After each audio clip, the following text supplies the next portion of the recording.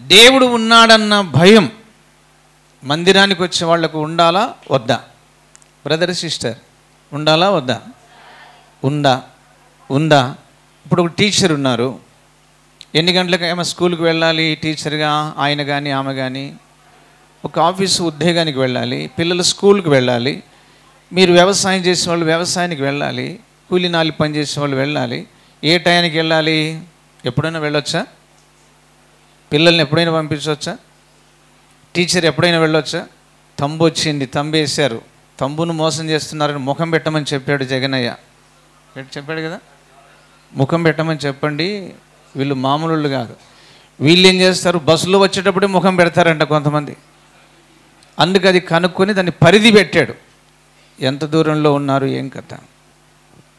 ఎందుకు పెట్టారంటే ఎక్కడ దేనికి అన్యాయము జరగకూడదు, ధర్మం జరగాలి. అది వృత్తి ధర్మమైనా, విద్యా ధర్మమైనా, ఆఫీస్ ధర్మమైనా, ఏదైనా మనం పొందుకుంటున్న దానికి ఒక ధర్మం జరగాలి.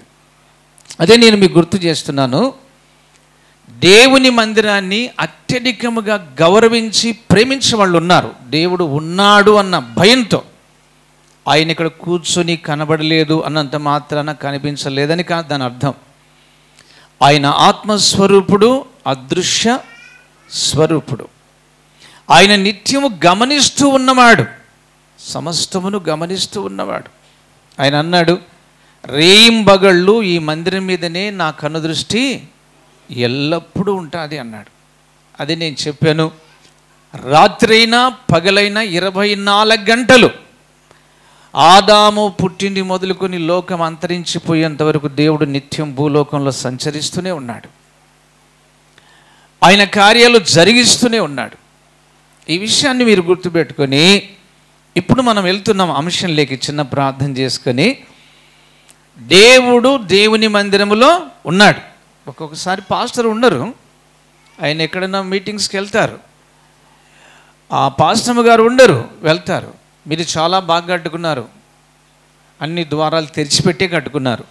కొన్ని మందిరాలు ఆదివారం ఓపెన్ చేస్తే చెప్పండి, మళ్ళీ ఆదివారం వరకు లాక్లో ఉంటాయి, శనివారం వరకు. అంత భక్తి అన్నమాట. ఈ విషయాలు గుర్తుపెట్టుకోవాలి. దేవుని మందిరంలో మనం ఎట్లా నడుచుకోవాలో వాక్యాన్ని ధ్యానం చేసుకుందాం. తలలు వంచి చిన్న ప్రార్థన చేసుకుందాం.